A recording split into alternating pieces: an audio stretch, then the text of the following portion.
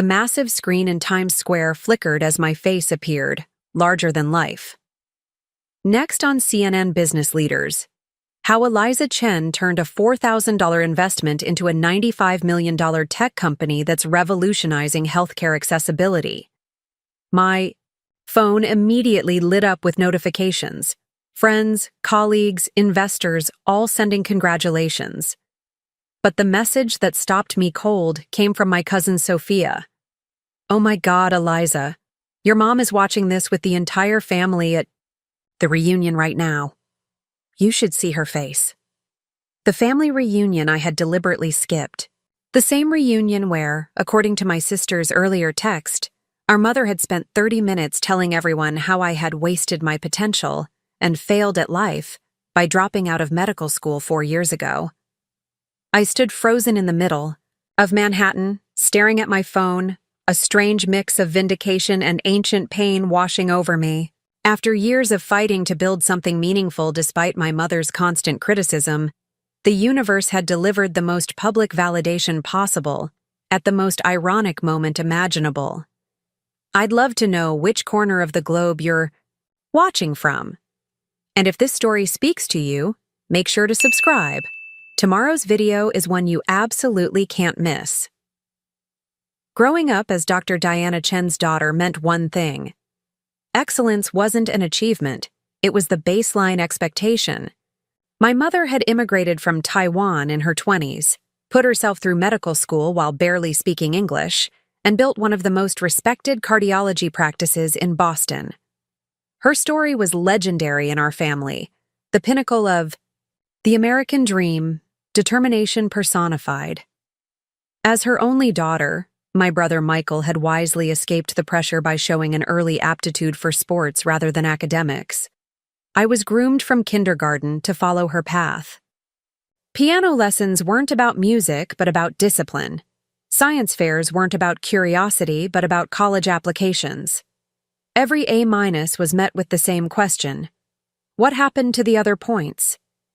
By the time I reached high school, I had internalized her voice so completely that I no longer needed her actual presence to feel the weight of her expectations. I graduated valedictorian, earned a full scholarship to Princeton, and majored in molecular biology, checking every box on my mother's life plan for me.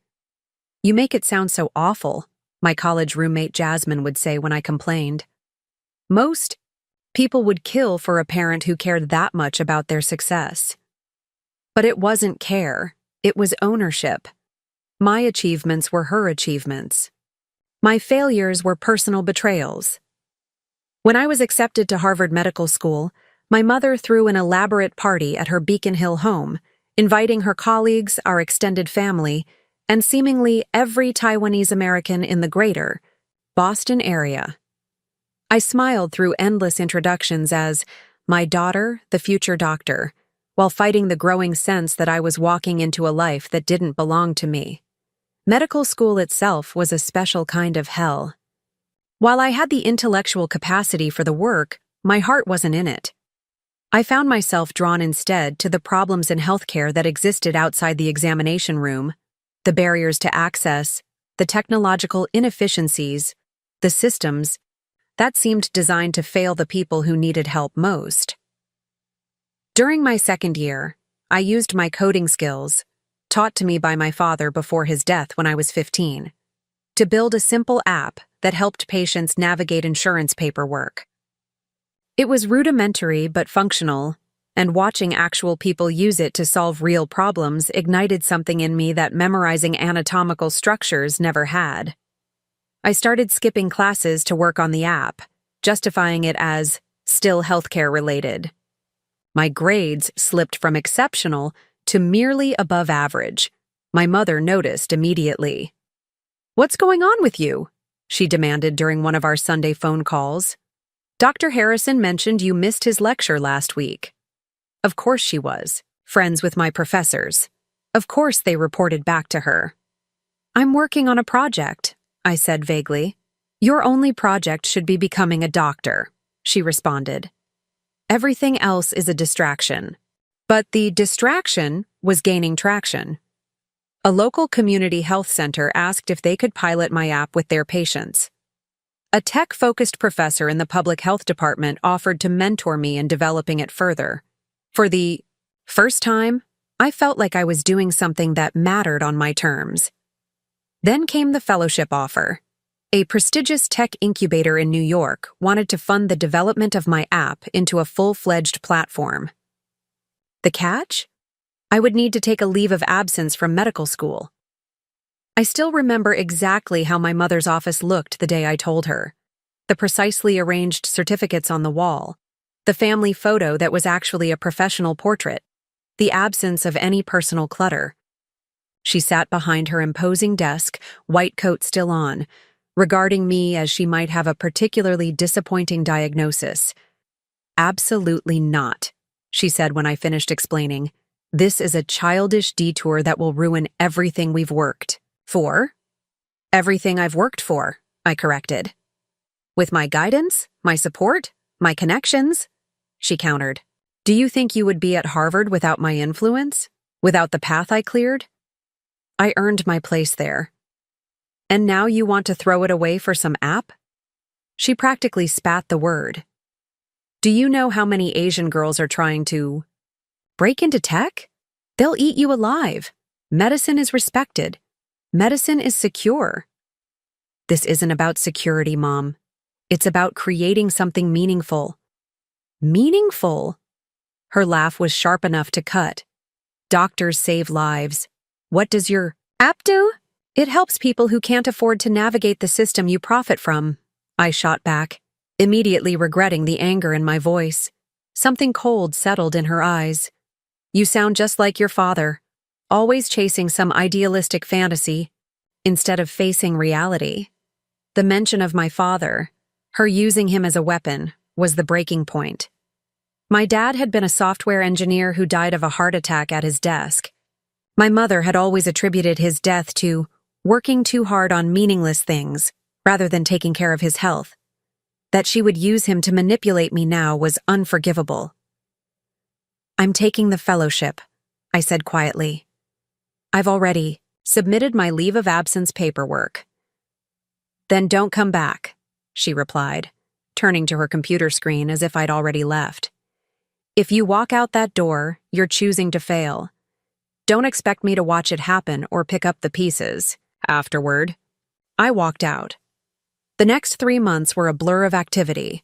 Moving to New York, immersing myself in the incubator program, learning about venture capital, user experience design, and the business of healthcare tech.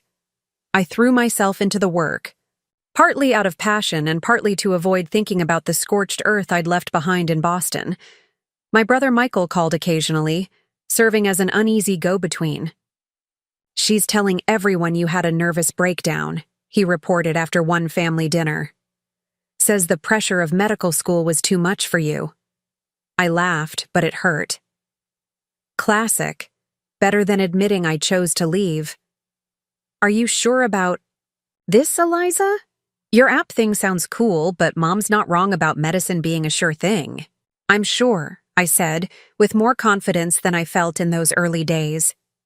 As the fellowship period ended, I faced a choice: return to medical school as planned, or commit fully to my startup, now called MedBridge. The platform had evolved from a simple insurance navigator to a comprehensive system that connected underserved patients with affordable care options, telehealth services, medication discount programs, and simplified health record management. We had early users, promising data and interest from a few angel investors. What we didn't have was my mother's blessing, or even acknowledgement that what I was doing had merit. The decision to formally withdraw from Harvard Medical School felt simultaneously terrifying and inevitable. I submitted the paperwork on a Tuesday. By Wednesday, my mother had removed all my childhood photos from her house and told my aunts I was having a quarter-life crisis.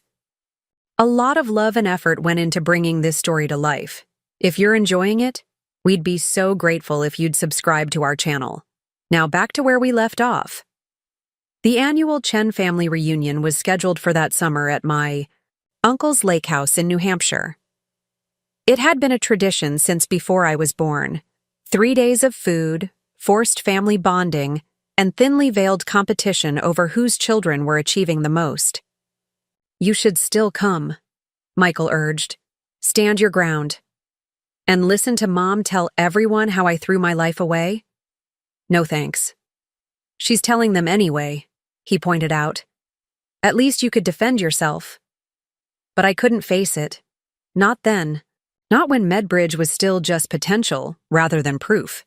So I made my excuses and stayed in New York, working 18-hour days and sleeping on a futon in our closet-sized office in the East Village. Later, my cousin Sophia sent me a video snippet from the reunion, my mother holding court on the lake. House deck, wine glass in hand, her voice carrying clearly in the evening air. Of course I'm disappointed. Eliza had everything set for her. Harvard. My colleagues are ready to mentor her. And she throws it all away for some internet scheme that will be bankrupt within a year. Some children just need to learn the hard way that mother knows best. The assembled relatives nodded sympathetically. No one contradicted her. I saved that video, not to wallow in the hurt, but as fuel for the long nights and rejection-filled days ahead. Every time an investor passed on funding us, every time a potential partner chose a competitor, every time I questioned whether I'd made the right choice, I would watch it and recommit to proving her wrong. Not out of spite, though there was certainly some of that, but because I genuinely believed in what we were building. Medbridge wasn't just a business to me, it was a mission to fix a broken system that failed too many people. What I didn't know then, as I archived my mother's dismissal of my life choices, was that exactly 4 years later, the universe would deliver the most dramatic vindication possible, in a moment that would force my mother, and our entire family, to reckon with the narrative she had created about my failure. The first year after leaving medical school was the hardest. While the incubator provided initial support, that runway was quickly disappearing. I needed to secure funding to keep Medbridge alive, but investors were skeptical of a medical school dropout with no business experience. "Your concept is interesting," they would say, examining our pitch deck with detached curiosity, "but what's your expertise in healthcare administration?" Or more bluntly, why should we trust someone who couldn't commit to finishing their medical degree? Each rejection reinforced the doubts my mother had planted. Maybe I had made a catastrophic mistake. Maybe I was just another entitled millennial who couldn't handle the discipline required for a real profession. Those thoughts circled my mind late one night as I worked alone in our tiny office. The rest of my small team, 2 developers I'd convinced to work for equity and minimal salary, had gone home hours ago. My phone buzzed with a text from Jasmine, who had remained my closest friend despite our diverging paths. "How's the next healthcare revolutionary doing?" I stared at her message, too exhausted to maintain the confident facade I usually presented. "Failing," I typed back honestly. Maybe my mom was right. Jasmine called immediately. "Okay, enough of this. Meet me for breakfast tomorrow, 8 a.m. That diner near your office. No excuses." The next morning, bleary-eyed from another night of minimal sleep, I slid into a booth across from Jasmine, who had somehow managed to look perfectly put together despite being in the middle of her residency. "You look like hell," she greeted me cheerfully. "Thanks for the medical diagnosis, Dr. Morrison." She ignored my sarcasm and pushed a folder across the table. "I brought you something." Inside was a stack of printouts, screenshots of patient message boards, healthcare worker forums, and social media groups. Each page contained highlighted comments from people frustrated with the exact problems Medbridge was trying to solve. "What is this?" I asked. "Evidence," Jasmine said firmly.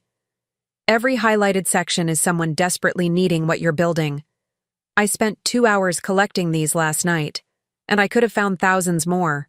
I flipped through the pages, reading the highlighted passages. "Spent 4 hours on the phone with insurance today trying to figure out if my son's procedure is covered. Had to choose between refilling my heart medication or paying rent this month. My elderly patients can't navigate the system and fall through the cracks. Your mother sees what you left behind, Jasmine continued. She doesn't see what you're moving toward. But these people? They need you to succeed more than your mother needs you to follow her plan. Something shifted in me that morning. I stopped seeing MedBridge as my rebellious response to my mother's control and started seeing it as a genuine solution for real people. The mission became bigger than my family drama. With renewed focus, I completely reimagined our funding approach. Instead of chasing traditional venture capital, I reached out to physicians frustrated with administrative systems, community health centers struggling with limited resources, and patient advocacy groups. We assembled a coalition of small investments and pilot programs that gave us enough runway to refine our product with real-world feedback. Dr. James Washington, the director of a community health network serving low-income neighborhoods in the Bronx, became an unexpected mentor after implementing MedBridge in 3 of his clinics. "You know what impresses me about your platform?" he said during one of our implementation meetings. "It's clearly designed by someone who understands both the technology and the human elements of healthcare. That's rare." "I'm not a doctor," I admitted, still feeling the sting of my incomplete credentials. "Maybe that's your advantage," he replied thoughtfully. "You're not trapped in the system's way of thinking. You see it from multiple perspectives." Dr. Washington introduced me to his network of healthcare innovators, doctors, administrators, and policy experts who were trying to reform the system from within. Through these connections, MedBridge secured partnerships with 2 major hospital systems willing to pilot our platform with their Medicaid patients. The validation from medical professionals, the very community I had abandoned according to my mother, was particularly sweet. Every time a doctor praised our work, a small voice in my head whispered, "See, Mom, I didn't fail. I just found a different way to help." By the end of our 2nd year, MedBridge had expanded from its initial focus on insurance navigation to include telehealth services for underserved areas, medication price comparison tools, and simplified health record management for patients with chronic conditions. Our user base grew from a few hundred to nearly 20,000, primarily through word-of-mouth referrals from community health workers. What we didn't have was profit, or even significant revenue. We operated on grants, minimal subscription, fees from healthcare providers, and the occasional consulting project. My salary was barely enough to cover rent on the tiny Brooklyn apartment I shared with 2 roommates, both of whom had conventional corporate jobs and couldn't quite understand why I lived like a college student despite being a CEO. My mother's narratives about my failure continued to filter back to me through the family grapevine. At Thanksgiving, which I spent working while my family gathered in Boston, she apparently told everyone that I was living in poverty in New York because of my pride. When my cousin got engaged, my mother lamented that I was so focused on my failing business that I couldn't maintain relationships. When my brother completed his MBA, she used the celebration dinner to contrast his practical approach to business with my idealistic fantasy. Each new report stung, but less than the one before. I was building calluses, emotional armor against her disapproval. The turning point for MedBridge came unexpectedly, through tragedy.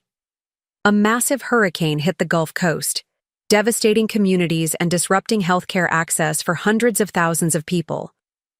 Emergency response systems were overwhelmed, and patients with chronic conditions couldn't access their medical records, prescriptions, or providers.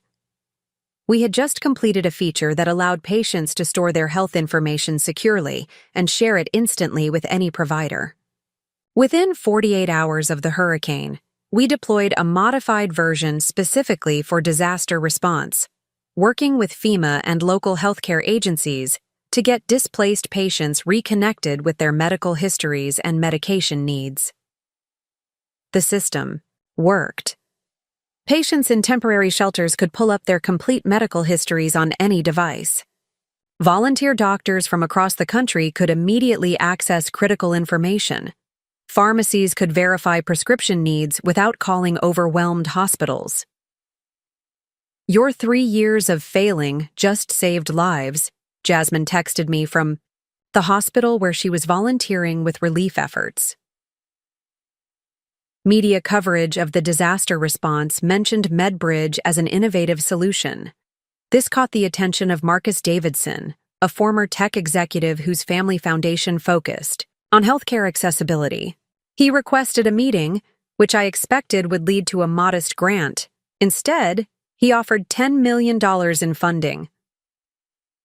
"What you've built isn't just an app," he said as I sat across from him, trying not to show my shock at the number. "It's a new infrastructure for patient empowerment, and you've proven it works in the most challenging circumstances possible." With Davidson's investment came connections to his network of philanthropists and impact investors. Within 6 months, we secured an additional $30 million in funding. Suddenly, MedBridge wasn't just surviving, we were scaling.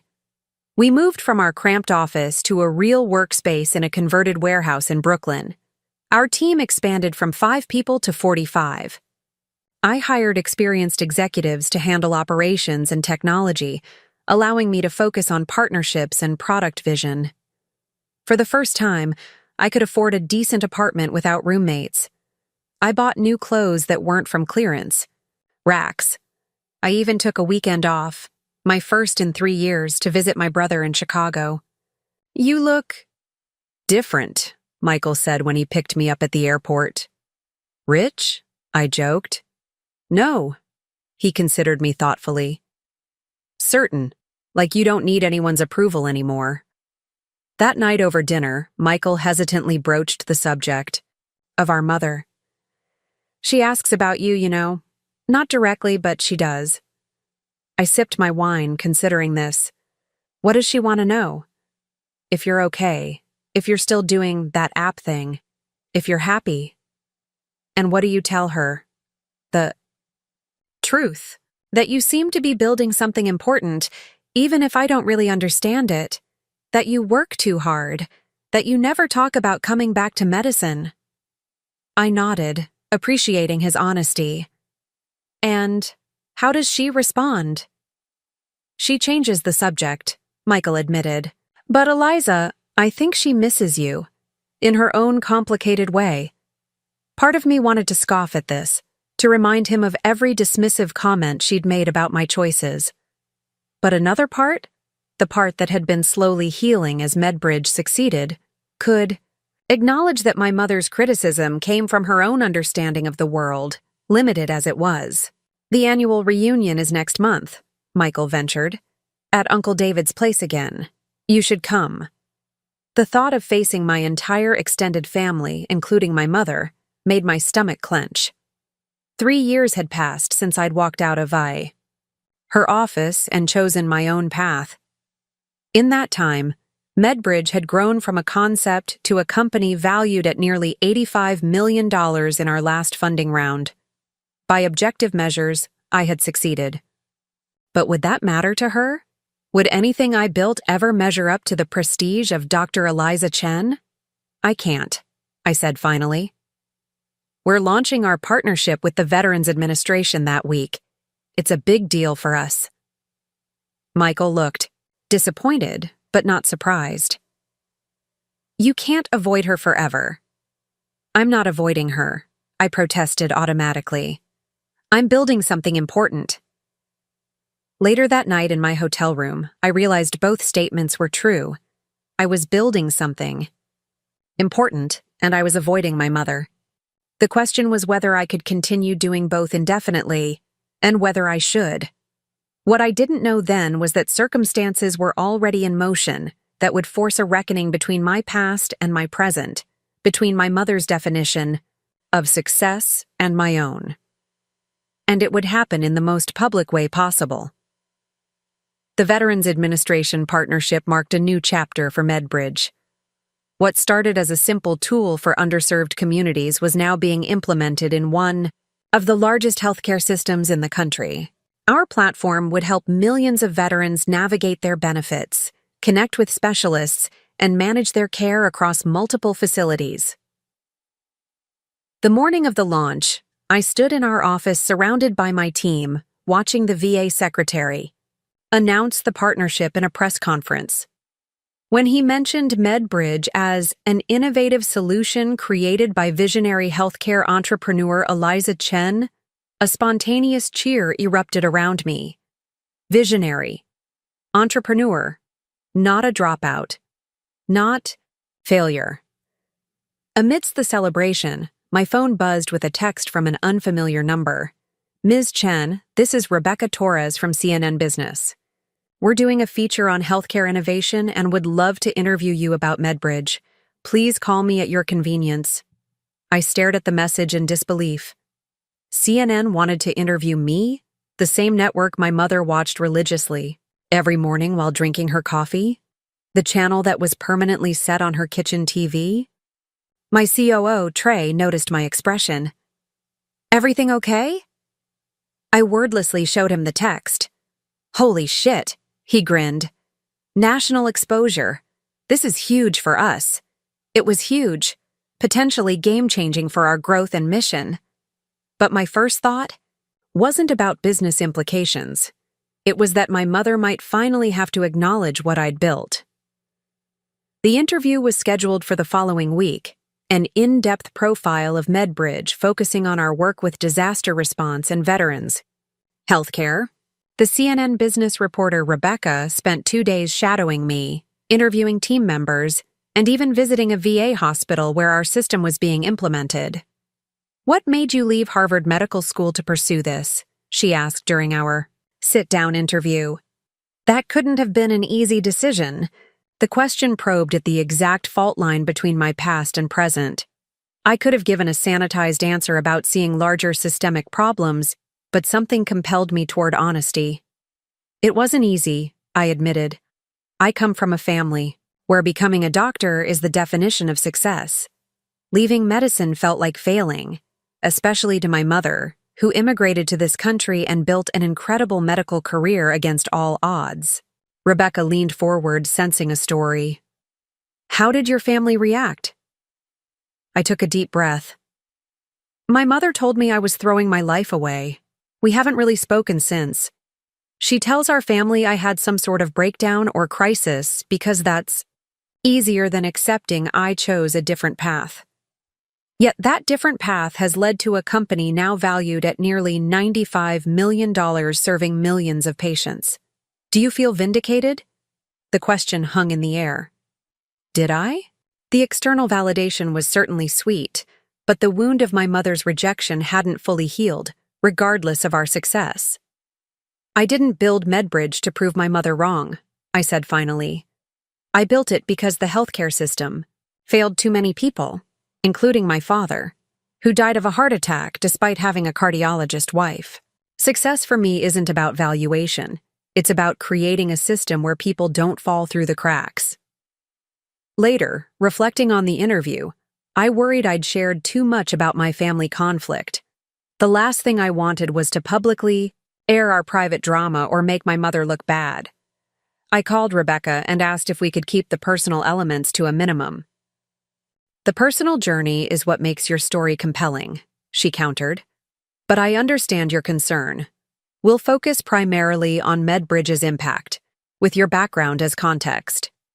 True to her word, when the feature aired 2 weeks later, only a brief segment mentioned my departure from medical school and my family's medical background. The piece highlighted our technological innovations, patient success stories, and the broader impact on healthcare accessibility. It was scheduled to run on a Wednesday morning, significant enough for business coverage, but hardly prime time.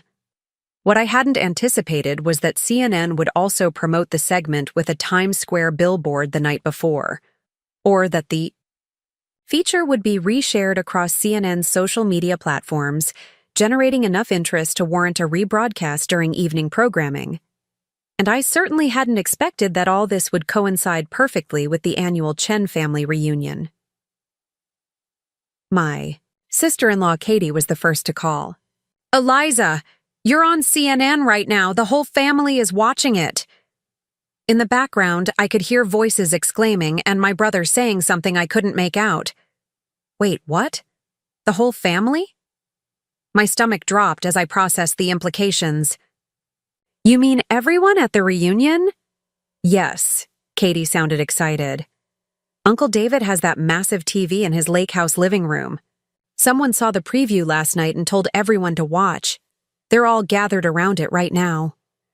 My mind raced to earlier that day, when Sophia had texted about my mother telling everyone I'd failed at life. Is my mother there? Is she watching too? Front and center, Katie confirmed, lowering her voice slightly. She hasn't said a word since they mentioned the $95 million valuation. You should see her face. A complex mix of emotions washed over me. Vindication, yes, but also an unexpected sadness. This wasn't how I'd imagined my mother finally recognizing my accomplishments. Not in front of our entire extended family, forced to confront her own misjudgment so publicly. "I've gotta go," Katie whispered. "Your mother just walked out of the room. Michael's going after her. I'll call you back." For the next several hours, my phone exploded with messages from family members I hadn't spoken to in years. From Aunt Linda, "So proud of you, Eliza. Always knew you were special." From Cousin Peter, "Damn, cuz, you're killing it. Let me know if you need investors for your next venture." From Uncle David, "Impressive work, Eliza. Your father would be proud." That last one hit me hardest. My father, the software engineer whose technological sensibilities I'd inherited, whose death had exposed the gaps in our healthcare system that I was now trying to fix. What would he think of Medbridge, of the rift between my mother and me? Of the person I'd become, my brother finally called late that evening. "So," he began, "you caused quite the scene today." "I didn't mean to," I said truthfully. "I had no idea the feature would air during the reunion. How is she?" Michael sighed. "Complicated. Outwardly, she's telling everyone how proud she is of your entrepreneurial spirit. But privately, I think she's struggling." Struggling with being wrong? I couldn't keep the edge from my voice. Struggling with realizing she doesn't know you anymore, he corrected gently. And maybe that she never really did. I sat with that, letting the weight of it settle. Has my mother ever truly seen me, or just the projection of what she wanted me to be? "She asked for your number," Michael added. "Said she lost it when she got a new phone." We both knew that was a transparent excuse. She could have gotten my contact information from him or any number of relatives at any time over the past 4 years. This was her way of extending an olive branch without admitting fault. "Did you give it to her?" "Yes. Ball's in her court now." I waited for her call that night, rehearsing what I might say, how I would respond to various scenarios. But my phone remained silent. The next day passed with no contact, then another. Meanwhile, the CNN feature had triggered a cascade of attention. Investor inquiries flooded in. Partnership opportunities multiplied. We were featured in digital health publications, business magazines, and local New York press. My team was ecstatic, working overtime to capitalize on the sudden visibility. I should have been fully present for this moment, the validation of everything we'd built. Instead, I kept checking my phone, waiting for a call from the one person whose validation I'd stopped admitting I still wanted. A week after the CNN feature, I was working late in our office when the security desk called up. "Ms. Chen, there's a Dr. Diana Chen here to see you. She doesn't have an appointment." My heart stuttered. "My mother is here? Now?" "Yes, ma'am. Should I send her up?" I looked around at our space. The open floor plan with developers still coding at their desks, the meeting rooms named after healthcare, pioneers. The wall of testimonials from patients whose lives had been improved by our platform. For the first time, I saw it through my mother's eyes. Not as the alternative to medical school, but as something I had created that had genuine value. "Yes," I said, suddenly calm. "Send her up." I met her at the elevator. She looked smaller somehow, less intimidating than in my memories. Her hair had more gray than I remembered, and the lines around her eyes had deepened. But her posture was still perfect, her clothing impeccable. the Dr. Diana Chen I had grown up both admiring and fearing. "Eliza," she said formally, as if we'd seen each other last week instead of 4 years ago. "Mom," I replied, equally measured. "This is unexpected." She glanced around at the office. "This is bigger than I imagined." Was she referring to the physical space or the company itself? I couldn't tell. "We've grown a lot in the past year," I said. "Would you like a tour?" She nodded, and I led her through the office, introducing her to team members who happened to be working late, showing her our product development area, our customer success center, and the wall of impact statistics we updated monthly. "These numbers," she said, stopping in front of our metrics dashboard, "these are real patients?" "Yes. Each one represents someone who accessed care they might not have otherwise received. Someone who navigated the system successfully because of the tools we built." She studied the dashboard silently, her expression unreadable. Finally, she turned to me. "Is there somewhere we can talk privately?"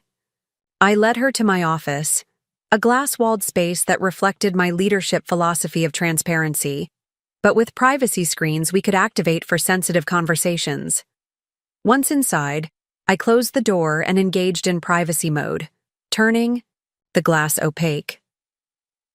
For a long moment, we just looked at each other, measuring the changes 4 years had wrought. "I saw your interview," she said finally. "I heard.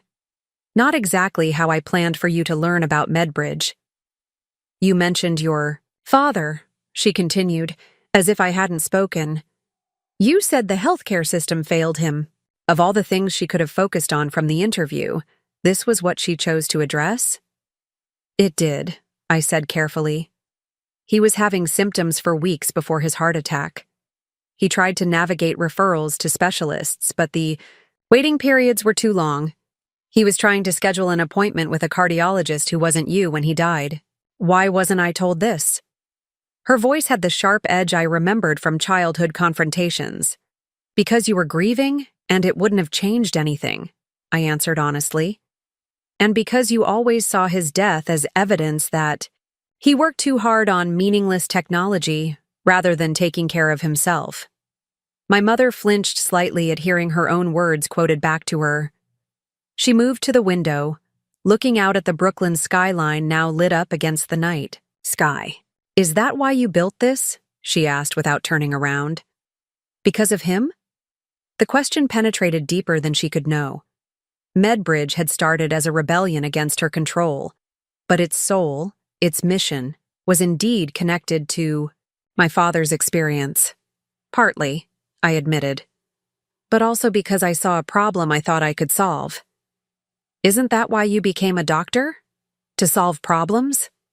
She turned back to face me. "I became a doctor because it was a path to security, respect, and the ability to help others. I wanted the same for you." "I know, Mom, but there are other paths to those same destinations." Something shifted in her expression then. Not quite softening, but a subtle relaxation of the judgment that had defined our relationship for so long. $95 million, she said almost to herself. Even I have to admit that's not failure. It wasn't an apology. It wasn't even a full acknowledgement of her misjudgment. But coming from my mother, it was monumental. I let myself smile slightly. "No, it's not. But the valuation isn't what matters to me. What matters are the lives we're changing." My mother nodded slowly, then reached into her purse and pulled out a small, worn notebook. I recognized it immediately. My father's idea journal, where he'd sketched concepts for software and systems he dreamed of building. "I found this when I was cleaning out some old storage boxes," she said, placing it on my desk. "I thought you might want it." The gesture, simple as it was, conveyed what her words couldn't, a recognition of my connection to my father, an acknowledgement of my path as legitimate even if different from hers. "Thank you," I said, my throat suddenly tight. "I have a flight back to Boston in the morning," she said briskly, reverting to her practical self. "But perhaps we could have breakfast before." I leave. There's a case study I recently published on cardiovascular outcomes in immigrant populations that might be relevant to some of your platform's risk assessment models. It was such a characteristic offer. Not emotional reconnection, but professional collaboration. Yet it represented a bridge between our worlds that hadn't existed before. I'd like that, I said. As I walked her back to the elevator, one of our developers called out, "Dr. Chen, is this your mom? The cardiologist you've mentioned?" I tensed slightly, unsure how my mother would react to being introduced as my parent, rather than me as her daughter. But she surprised me, extending her hand with a genuine smile. "Yes, I'm Dr. Diana Chen, Eliza's mother." Eliza's mother. Not, "I'm Dr. Chen, and this is my daughter." The distinction was subtle but profound. As the elevator doors closed between us, I caught a final glimpse of my mother's face, something like pride mixed with curiosity in her expression.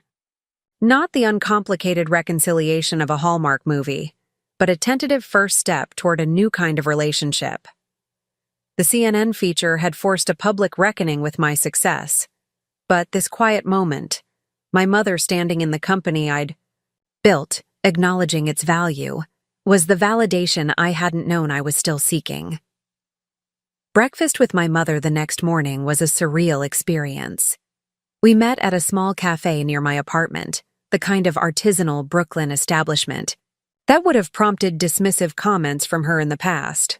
But today, she simply ordered a cappuccino and avocado toast without commentary. "Your office is impressive," she said after we'd settled in. "Very Silicon Valley." I smiled at her attempt to understand my world through familiar reference points. "We're more mission-driven than your typical tech startup. Most of our team came from healthcare or nonprofit backgrounds. And they respect you? As their leader?" The question revealed one of her core concerns, whether I commanded the same professional respect as I would have as Dr. Chen. "Yes," I said. Simply. "They believe in what we're building and they trust my vision," she nodded, sipping her coffee. "The young man last night, the one who called me the cardiologist you've mentioned, you talk about me?" The vulnerability in the question caught me off guard. "Of course I do. When medical questions come up, I often reference your expertise. The team knows you're a leading cardiologist." Something like relief flickered across her face.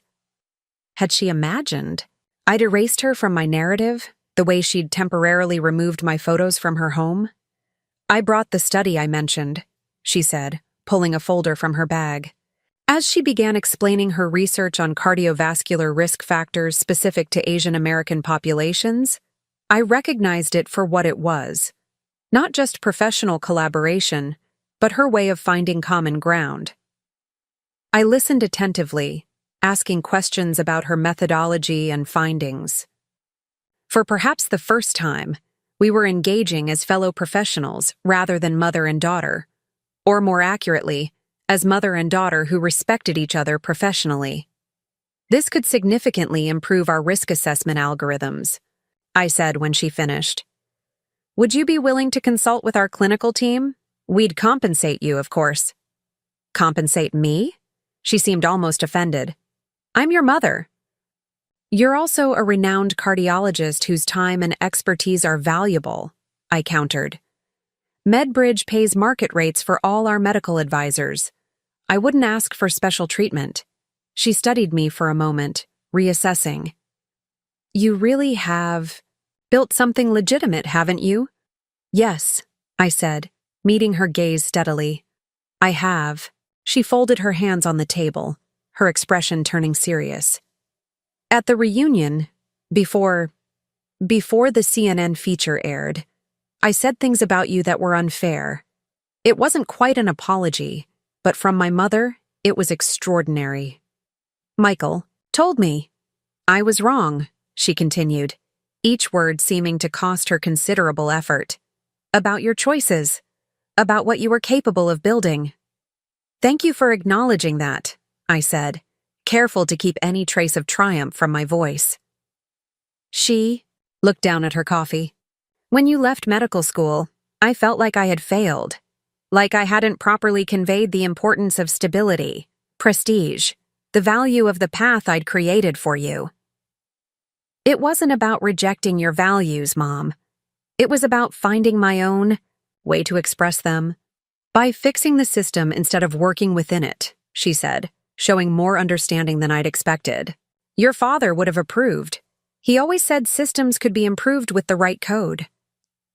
The mention of my father, without criticism attached, felt like another small breakthrough. I think about him all the time when I'm working, about what he would think of what we're building. My mother's expression softened. He would be proud, Eliza. More than proud.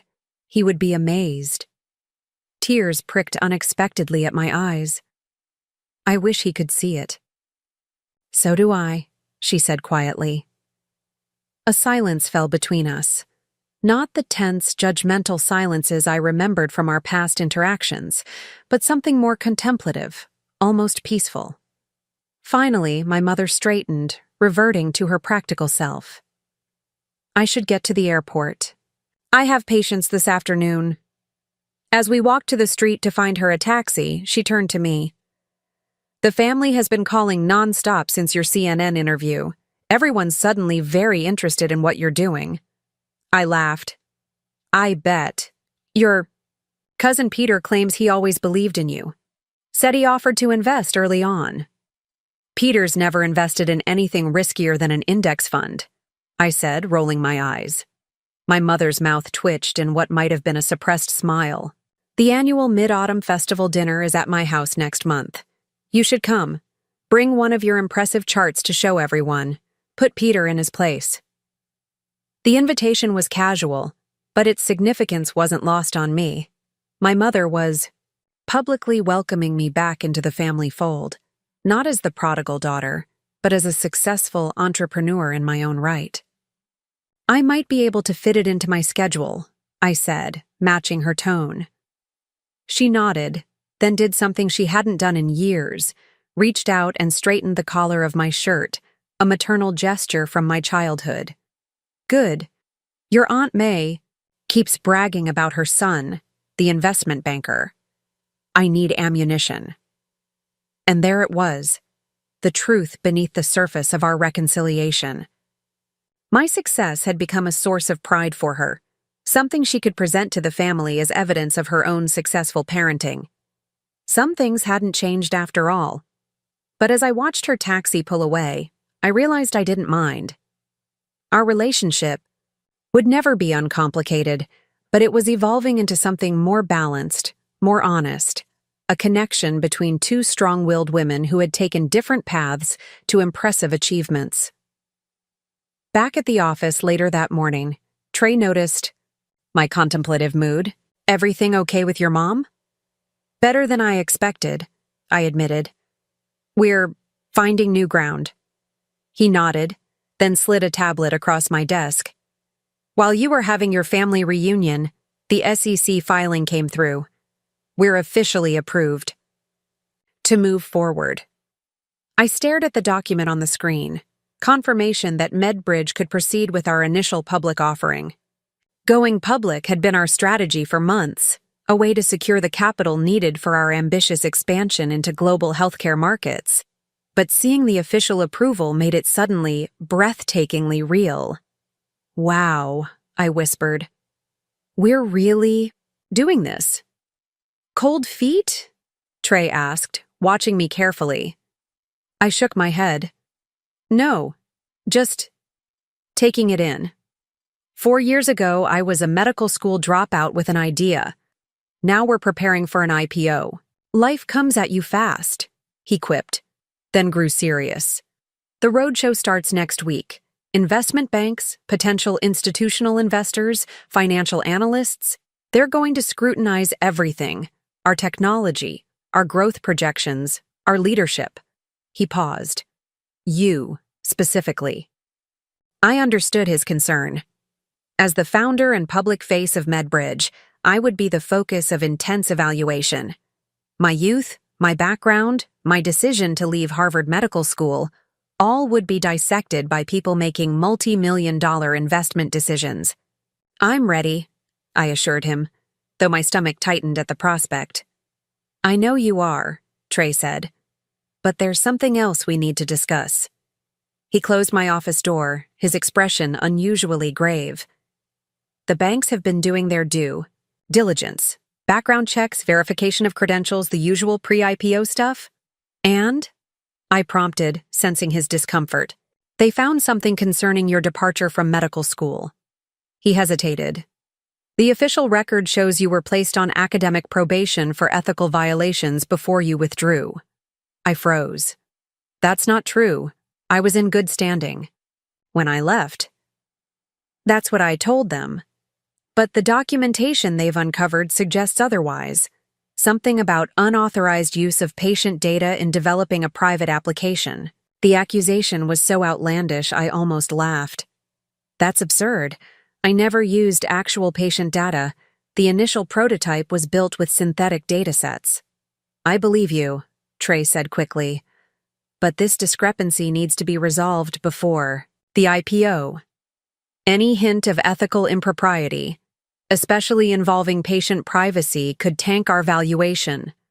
Worse, it could undermine trust in our platform. My mind raced. Who would have falsified my academic record? Who had the access and motivation to create such a specific damaging narrative? Then a chilling possibility occurred to me. When did this alleged probation happen? Trey checked his notes. According to the documentation, you were placed on probation in November, about a month before you officially withdrew November. 1 month before I withdrew. The timing lined up perfectly with my meeting with the fellowship program director and my confrontation with my mother. I need to make some calls, I told Trey, struggling to keep my voice steady. Can you send me the documentation they found? As soon as he left, I closed my office door and sank into my chair, trying to process what I'd just learned. If someone had falsified my academic record, it wasn't just a personal attack. It threatened everything we'd built at MedBridge. Our entire business was founded on trust, on the promise that we handled sensitive health information with absolute integrity. Even an unsubstantiated accusation of ethical violations involving patient data could devastate us. After taking a moment to collect myself, I called Dr. Sarah Kaplan, the faculty advisor who had supported my fellowship application. 4 years ago? Eliza Chen, she said warmly when she answered. I was just reading about your company last week. Congratulations on all your success. Thank you, Dr. Kaplan. I wish I were calling under better circumstances. I explained the situation as clinically as I could, keeping my suspicions to myself. Her response was immediate and unequivocal. That's absolutely false. You were never placed on probation while at Harvard. Your record was exemplary, if not always conventional. Is there any way you could check the official records? Apparently, investors have found documentation suggesting otherwise. I'll look into it immediately, she promised. This sounds like a clerical error or some sort of mix-up, but we both knew it was unlikely to be a simple mistake. Falsifying academic records at Harvard Medical School would require significant influence or access. My next call was to Jerome Washington, the director of the Tech Fellowship program that had initially funded MedBridge. I've been expecting your call, he said, skipping any greeting. My office was contacted yesterday by someone conducting a background check for your IPO. My heart sank. What did they ask about? They wanted confirmation that you were honest about your academic standing. When you applied for the fellowship, implied you might have concealed being on probation. His tone was measured, careful. And what did you tell them? The truth. That we thoroughly vetted all candidates, including direct communication with your advisors at Harvard. That your record was clean. He paused. Eliza, someone is trying to sabotage your IPO. I know, I said, the reality of the situation settling like a weight on my chest. Do you have any record of who contacted you? A name? Company? They claimed to be from Goldman Sachs, but when I called my contact there to follow up, they had no record of the inquiry. After ending the call, I sat motionless, piecing together what I knew. Someone had fabricated evidence of ethical violations during my time at Harvard. Someone who understood exactly how damaging such accusations would be to a healthcare technology company preparing for an IPO. Someone with connections or influence at Harvard Medical School. The obvious suspect was my mother. She had the connections, the knowledge of the system, and a history of disapproving of my choices. But we had just begun rebuilding our relationship. Would she sabotage me now, after finally acknowledging my success? I couldn't dismiss the possibility, yet something about it felt wrong. My mother was direct in her disapproval. Underhanded manipulation wasn't her style. Dr. Kaplan called back within the hour. I've checked the official records. There's no mention of probation or ethical violations. Your record shows you took a leave of absence in good standing. That's a relief, I said, though I'd never truly doubted it. However, she continued, her voice tensing, I discovered something concerning. Someone accessed your student records 3 weeks ago using administrative credentials. The system logs show files were viewed, but I can't determine if anything was altered. 3 weeks ago? That timeline didn't match with my reconciliation with my mother, which had only happened days ago. If she was behind this, she'd begun the process while still publicly criticizing me. Do you know whose credentials were used? I asked. The log shows Dean Whitaker's account, but Robert assures me he hasn't accessed student records directly. In years. His assistants handle all that. Dean Robert Whitaker. The name triggered a memory, my mother mentioning him at a dinner party years ago. Robert and I were residents together at Mass General. He still owes me for covering his shifts during his honeymoon. A connection, but was it relevant? I thanked Dr. Kaplan and promised to keep her updated, then immediately called Trey and our legal counsel, Maya. We need to address this head-on, Maya advised after I'd explained the situation. If someone's spreading misinformation about your academic record, we need a clear official statement from Harvard Medical School confirming you left in good standing. I'll reach out to Dean Whitaker directly, I decided. His office can issue a formal letter clearing this up. And if he doesn't cooperate? Trey asked, voicing the concern I'd been avoiding. Then we'll know he might be involved, I said grimly.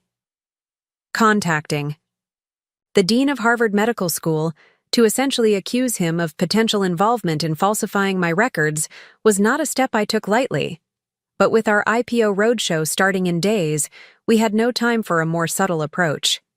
His assistant answered my call with professional efficiency. Dean Whitaker's office. This is Eliza Chen. I need to speak with the dean regarding an urgent matter concerning my student records. Ms. Chen, the assistant replied, her tone cooling noticeably. The dean is unavailable, but I can take a message. Please tell him this concerns unauthorized access to my records and false information being shared with financial institutions regarding my academic standing. It's imperative I speak with him today. A pause. 1 moment, please. 2. My surprise, the dean himself came on the line moments later. Eliza, it's been some time. Dean Whitaker, thank you for taking my call. I'll be direct. Someone has accessed my student records and is spreading false information about my time at Harvard. Specifically, claims that I was placed on probation for ethical violations. That's a serious accusation, he said, his tone neutral. What evidence do you have of this? Investment banks conducting due diligence for MedBridge's IPO have uncovered documentation suggesting I was disciplined for misusing patient data. Dr. Kaplan has confirmed no such violations exist in my official record, but also that someone accessed my files using your credentials 3 weeks ago. A long silence followed. I see, he finally said. And you're calling because I need a formal letter from your office confirming I left Harvard Medical School in good standing, with no ethical violations or probationary periods on my record. That's an unusual request, Eliza. Student records are confidential. With respect, Dean Whitaker, I'm requesting confirmation about my own record to correct false information that's being maliciously spread. Information that originated from access using your credentials. Another lengthy pause. I'll need to consult with University Counsel before issuing any such letter. I understand. However, time is of the essence. Our IPO roadshow begins next week, and this misinformation threatens not just me personally, but a healthcare platform serving millions of patients. You've certainly done well for yourself, he observed, changing tack suddenly. Your mother must be proud. The mention of my mother sent a chill through me. She is, I said carefully, though she was initially disappointed when I left medicine. Diana was quite upset at the time, he agreed. We spoke at length about it. She was concerned about your judgment, leaving Harvard for what did she call it? An app experiment. The confirmation that my mother and Dean Whitaker had discussed me wasn't surprising, but his casual mention of it felt deliberate, almost like a warning. Dean Whitaker, my mother and I have reconciled our differences regarding my career choices. My concern now is clearing up this false information before it damages MedBridge. Of course, I'll speak with counsel today and be in touch. His tone was polite, but non-committal. Congratulations again on your success, Eliza. It's not the path we expected for you, but impressive nonetheless.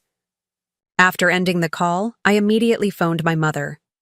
If Dean Whitaker was involved in this situation, I needed to understand their connection better. Eliza, she answered, sounding genuinely pleased to hear from me. I just landed in Boston. Mom, I need to ask you something important. How well do you know Dean Whitaker? A slight hesitation. Robert? We were residents together, as I've mentioned. We've served on several medical boards together over the years. Why? Did you discuss my leaving medical school with him? Of course, she said matter-of-factly. I was upset and sought his advice. He was sympathetic, said many promising students get distracted by outside opportunities. He suggested giving you time to get it out of your system. Did you stay in touch with him after I left? Discuss my career? Occasionally, she admitted. He would ask about you at functions and I would update him. Eliza, what is this about? I took a deep breath and explained the situation, the false claims about ethical violations, the accessed records, the threat to our IPO. That's absurd, my mother said when I finished. You would never misuse patient data. You're too ethical, if anything. Her immediate defense surprised me. The question is, who would create this false narrative and why? It happened 3 weeks ago, using the dean's credentials. My mother was silent for a long moment. 3 weeks ago was when the VA partnership was announced. Yes, I confirmed, not seeing the relevance. Robert's son works for Axiom Health Systems, she said slowly. They were competing for that VA contract. The pieces suddenly clicked into place. Axiom Health, one of the largest healthcare technology companies in the country, and one of MedBridge's main competitors. They had been the front-runner for the VA partnership until our patient-centered approach won over the evaluation committee. Are you saying Dean Whitaker might have helped his son's company by sabotaging me? The idea seemed far-fetched, yet it aligned with the evidence. I'm not accusing anyone, my mother said carefully. But Robert has always been ambitious for his family. He was very involved in getting his son positioned at Axiom. Why would he wait until now? We've been competing with Axiom for years. Because now you're a real threat, my mother said, her voice taking on the clinical precision I remembered from childhood discussions of her medical cases. With the VA contract and the publicity from CNN, MedBridge isn't just a successful startup anymore. You're poised to become a major player, potentially worth billions after an IPO. That threatens established companies like Axiom. The analysis was sound, and coming from my mother, who had initially dismissed MedBridge as a temporary diversion, it represented a profound shift in how she viewed my work. I need to prove it was him, I said, thinking aloud. No, my mother countered firmly. What you need is to neutralize the threat to your company. Proving Robert's involvement is secondary and might not even be possible. What do you suggest? Let me make some calls, she said. Robert isn't the only one with connections at Harvard Medical School. As I hung up, I sat back in my chair, processing this unexpected alliance with my mother. After years of her undermining my choices, she was now leveraging her professional network to protect the very company she had once dismissed. Family relationships were complicated enough under normal circumstances. Add in professional rivalries, corporate sabotage, and an impending IPO, and they became nearly impossible to navigate. Yet somehow, facing this new threat had accelerated the tentative reconciliation between my mother and me. Whether this alliance would last beyond the current crisis remained to be seen, but for now, I was grateful to have Dr. Diana Chen fighting in my corner rather than judging from the sidelines. By the next morning, the situation had escalated. 3 major investment banks had contacted our CFO requesting clarification about my academic record. Our lead underwriter had scheduled an emergency call to discuss potential disclosure issues. The whisper campaign was spreading exactly as someone had intended. I gathered our executive team for an emergency meeting, laying out what we knew and the steps we were taking to counter the false narrative. Dean Whitaker's office has promised a response by end of day, I told them. But given his potential connection to Axiom, I'm not optimistic. We should consider delaying the IPO, our CFO suggested. Give ourselves time to clear this up properly. Delaying sends a signal we have something to hide, Maya, our legal counsel, countered. The markets will punish us for it later. If we proceed with this hanging over us, we risk a significant valuation hit, Trey argued. We're talking tens of millions in lost capital. As the debate continued, my assistant interrupted with an urgent message. Dr. Diana Chen is in the CIE lobby with 2 other people. She says it's regarding your Harvard records. I excused myself, curious about who my mother had brought and what strategy she had developed. When I reached the lobby, I found her standing with an older woman I didn't recognize, and, to my complete shock, Dr. Harrison, my former professor whose lecture I had skipped to work on the earliest version of MedBridge. Eliza, my mother greeted, me with a brisk nod. This is Dr. Margaret Lin, Harvard Medical School's current Dean of Student Affairs. And you remember Dr. Harrison. Dr. Lin extended her hand. Ms. Chen, I understand there's some confusion regarding your academic record that needs immediate clarification. I led them to our conference room, away from the curious eyes of my team. Once settled, Dr. Lin opened her briefcase and removed an official-looking folder. I've reviewed your complete academic file personally, she began. I can confirm that you were never placed on academic probation, nor were there any ethical violations recorded during your time at Harvard Medical School. You left in good standing on an approved leave of absence. Relief flooded through me. Thank you for confirming that. May I ask how you became involved in this matter? Dr. Lin glanced at my mother. Dr. Chen contacted me last night with concerns about potential tampering with student records. Given the serious nature of these allegations, I initiated an immediate investigation. And what did you find? I asked, hardly daring to hope for definitive evidence. Our IT security team identified unauthorized access to your records from Dean Whitaker's account 3 weeks ago, as you were already aware. What you may not know is that the access occurred at 9:30 p.m. when the dean was demonstrably at a fundraising dinner. Someone else used his credentials, I concluded. Precisely. Further investigation revealed that the access came from a computer registered to James Whitaker, the dean's son. Dr. Harrison, who had remained silent until now, leaned forward. James and I serve on a healthcare innovation committee together. He's mentioned his work at Axiom frequently, including their disappointment over losing the VA contract to, and I quote, a dropout's glorified app. The confirmation of my suspicions Should have been satisfying, but mostly I felt tired. Corporate sabotage seemed so petty, so far removed from the mission of improving healthcare that had driven me to build MedBridge in the first place. We've prepared an official letter confirming your academic standing, Dr. Lin continued, sliding a document across the table. Additionally, the university will be issuing a statement later today addressing the unauthorized access to your records and reaffirming that any documents suggesting ethical violations are fraudulent. I scanned the letter, comprehensive, unequivocal, and bearing the official Harvard Medical School seal.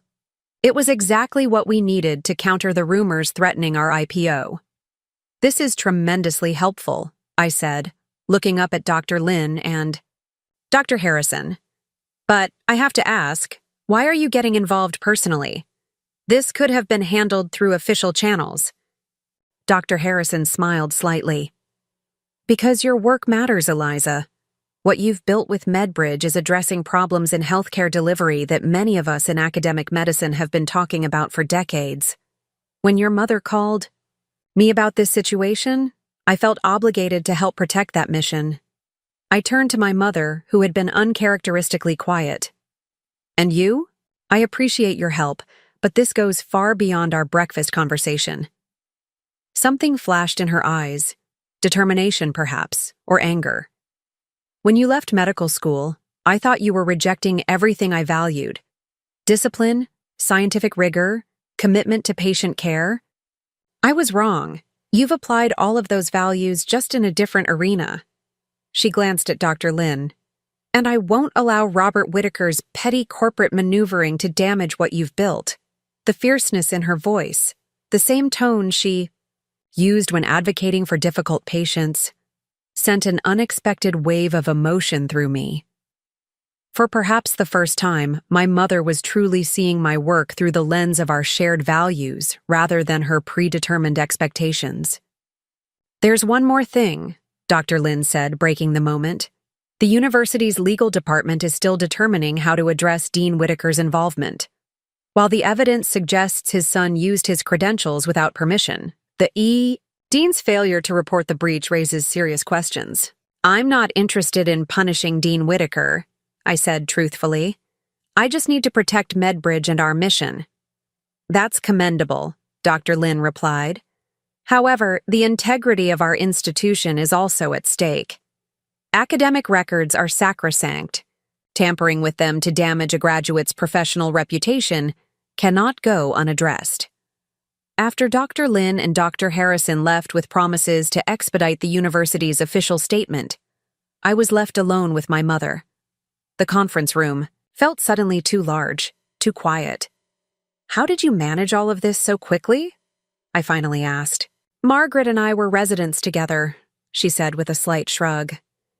And I've served on several alumni committees with Christopher Harrison over the years. When something needs to be done urgently, it helps to bypass bureaucracy. I smiled, despite myself. You've spent years building professional relationships, knowing exactly who to call in a crisis. That's what a career is, Eliza. Not just the work itself, but the connections and influence you develop along the way. She studied me with newfound respect. You've done the same thing, in your own way. Your team here, the VA partnership, you've built something substantial. Coming from my mother, this assessment felt monumental. Not grudging acknowledgement or backhanded praise, but genuine recognition of the parallels between our different paths. Thank you, I said quietly. Not just for saying that, but for all of this. I gestured at the letter from Harvard, the tangible evidence of her intervention. You're my daughter, she replied, as if that explained everything. And perhaps, in her mind, it did. After briefing my executive team on the developments and distributing copies of Harvard's official letter to our investors and underwriters, I found myself with an unexpected lull in the crisis. Dr. Lin's promised university statement was released by mid-afternoon, effectively neutralizing the threat to our IPO. The lead underwriter called to confirm we were back on schedule. Crisis averted, Trey declared, dropping into the chair across from my desk. "I've got to say, your mother is a force of nature. Remind me never to get on her bad side." I laughed. "Trust me, you don't want to experience that." "Seriously, though," he continued, his expression sobering. "What Axiom tried to pull, it shows they see us as a legitimate threat. That's actually a good sign for our market position." "I suppose," I agreed, though the attempted sabotage still left a sour taste. "I just keep thinking about how far removed this corporate gamesmanship is from why we started MedBridge in the first place." Trey nodded thoughtfully. "The bigger we get, the more we'll face this kind of thing. Competitors trying to undermine us, regulatory hurdles, market pressures to maximize profit over mission. That's what worries me about the IPO," I admitted. "Will public shareholders push us away from our core mission? Will quarterly earnings expectations change how we make decisions?" "Only if we let them," Trey said firmly. "The governance structure we've set up preserves your control specifically to protect the mission. And going public gives us the capital to expand that mission globally." He was right, of course. We'd spent months structuring our IPO to ensure I maintained decision-making authority while accessing the capital markets. The dual-class share structure meant I would control voting rights, even with a minority economic interest, a setup increasingly common among mission-driven tech companies. Still, seeing how quickly rumors and corporate maneuvering had nearly derailed years of work was sobering. The business world is played by different rules than the medical community I'd been raised to revere. My phone buzzed with a text from my mother. "Dinner tonight? I've extended my stay through tomorrow." The invitation surprised me. I'd assumed she would return to Boston now that the crisis was resolved. "I'd like that," I replied. "My place? I can cook." "You cook now?" came her immediate response. I smiled at her skepticism. I had to learn when I couldn't afford takeout every night. "Nothing fancy but edible. I'll bring wine," she texted back. That evening, as I prepared a simple pasta dish in my apartment kitchen, I reflected on the whirlwind of the past few weeks. From the CNN feature that forced my mother to acknowledge my success to her unexpected alliance in defending MedBridge, our relationship had evolved more in days than in the previous 4 years. When she arrived, bottle of wine in hand, I was struck again by how ordinary she appeared outside her usual context of medical authority. Just a woman in her 60s, my mother, looking slightly uncertain in my space. "Nice apartment," she commented, glancing around at the open floor plan and wall of windows overlooking the Brooklyn skyline. "Much better than where Michael said you were living before. The investors would probably prefer I lived somewhere more modest and put everything back into the company," I joked. "But quality of life matters too." "Balance," my mother agreed, surprising me. "Something I wasn't always good at modeling for you." I busied myself opening the wine to hide my reaction to this unexpected self-awareness. "Dinner's almost ready. Make yourself comfortable." As we ate, conversation flowed more easily than I could remember in years. We talked about my brother's new baby, about advances in cardiac imaging, about my plans to expand MedBridge internationally after the IPO. For brief stretches, we were just family catching up, the complicated history between us temporarily suspended. After dinner. As we moved to the living room with fresh glasses of wine, my mother's expression grew more serious. "I've been thinking about what you said on CNN, about your father's death and the healthcare system failing him." I tensed slightly. This was delicate territory. "I wasn't trying to blame you if that's what you're worried about." "No, I know that." She twisted her wedding ring, a habit I recognized from childhood discussions of difficult topics. "But you were right. The system did fail him. And in some ways, so did I. Mom, you don't have to. Please let me say this." She took a deep breath. "After your father died, I channeled all my grief into reinforcing the path I'd chosen: medicine, stability, prestige. I convinced myself those things would protect you from the uncertainty that took him from us. I remained silent, sensing she needed to continue. When you chose to leave that path, it felt like you were rejecting not just my guidance, but everything I'd built to keep you safe. She looked up, meeting my eyes directly. I couldn't see that you were actually honoring your father in your own way, using his skills, his approach to problem solving, to fix the very system that failed him. The recognition was so profound, so precisely what I had needed to hear for years, that tears pricked at my eyes. That's exactly what drives me, I whispered. Every time we help a patient navigate a complex system or connect with care they otherwise couldn't access, I think of Dad. My mother nodded, her own eyes suspiciously bright. He would be so proud of what you've built, Eliza. Not just the success or the valuation, but the purpose behind it. I should have seen that sooner. You see it now, I said simply. That matters. We sat in the gentle silence that followed, the city lights twinkling beyond my windows. Not all wounds were healed between us. Some scars would always remain from the years of judgment and separation.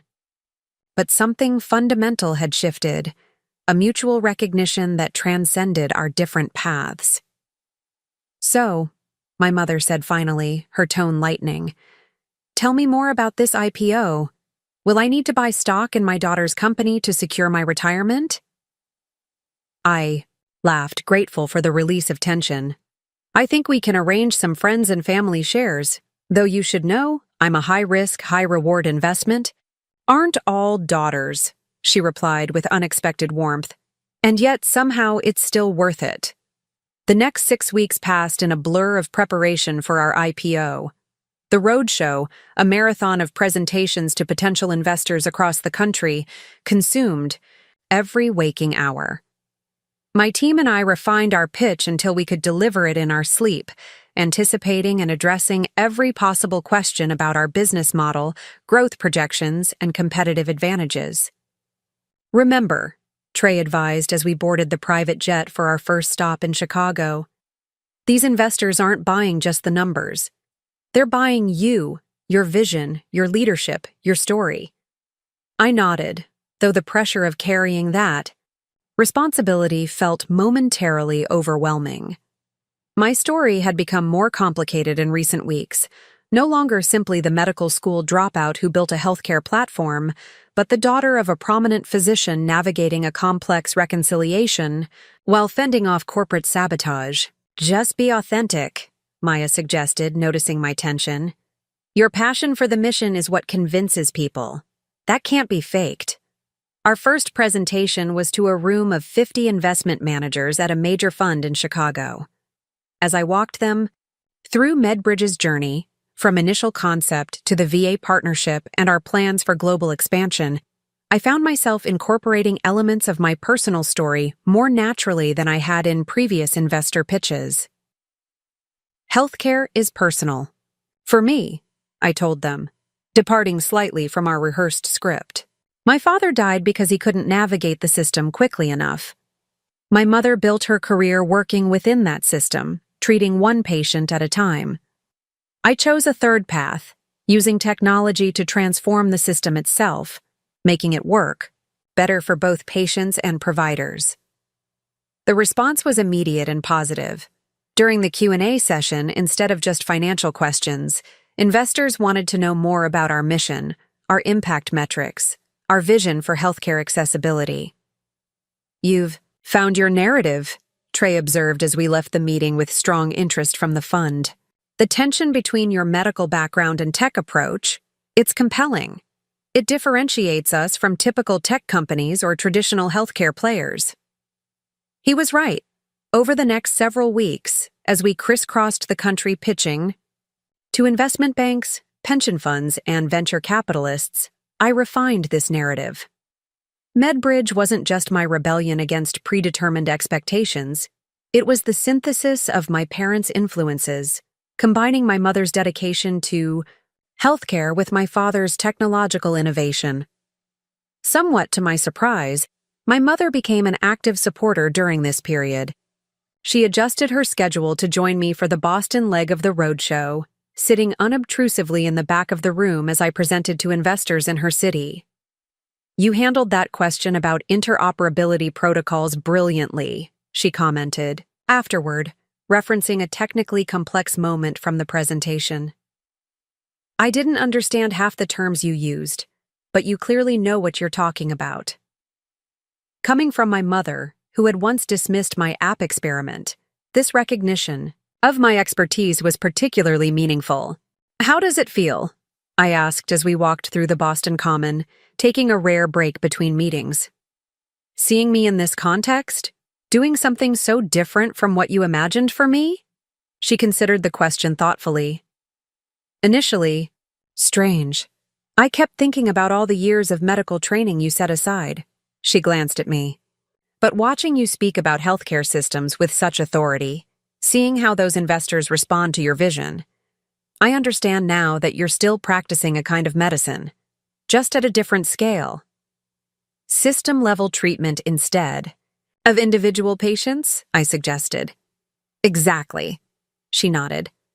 "You're treating the healthcare ecosystem itself." The metaphor pleased me, a bridge between our worlds that acknowledged the validity of both.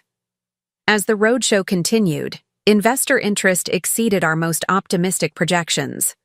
Our initial target had been to raise $300 million at a $1.2 billion valuation. By the third week, our underwriters were advising that we could potentially raise $400 million at a $1.5 billion valuation. "The narrative is resonating," our lead banker explained during a strategy call. "Healthcare technology with an authentic mission, led by a founder with both medical background and proven execution capabilities. It's hitting the right notes in the current market." The night before our final presentation in New York, I received an unexpected call from Marcus Davidson, the philanthropist whose initial $10 million investment had helped MedBridge scale. "I hear the roadshow's going exceptionally well," he said, after preliminary greetings. "Congratulations." "Thank you. We're cautiously optimistic about the pricing." In the world of IPOs, even with strong interest, nothing was certain until the final share price was set. "I'm not calling about the IPO directly," he continued. "Though that's related. I wanted to discuss the Davidson Foundation's plans to expand our healthcare accessibility initiatives globally." This was news to me. The foundation had been a supportive partner in our domestic expansion, but hadn't previously indicated international ambitions. "We're looking to commit $200 million over 5 years to bring healthcare technology solutions to underserved regions, starting with Southeast Asia and Sub-Saharan Africa. We'd like MedBridge to be the core platform for this initiative." The scale of the opportunity took my breath away. We had always planned to expand internationally, but resource constraints had pushed those plans several years into the future. With the Davidson Foundation's backing, we could accelerate that timeline dramatically. "That's an incredible opportunity," I said, mind racing with possibilities. "Aligning with our mission perfectly." "There's a condition," Davidson added. "We need someone who truly understands both the technology and healthcare delivery challenges to lead the initiative. Someone with your unique perspective, Eliza?" I frowned, confused. "I'm not sure I follow. I'll be fully involved as MedBridge's CEO, of course. We're asking for more than that. We want you to chair a new Global Healthcare Accessibility Council that would oversee not just the technology implementation, but also policy advocacy, medical training programs, and infrastructure development." "That sounds like a full-time position," I said carefully. "I already have one of those," Davidson chuckled. "It would require significant commitment, yes. But we believe you're uniquely qualified to bridge the technological and medical aspects of this work. No one else combines your background with your proven ability to execute." The irony wasn't lost on me. After years of my mother lamenting my departure from medicine, I was now being recruited for a global healthcare leadership role, precisely because of my unusual combination of medical knowledge and technological expertise.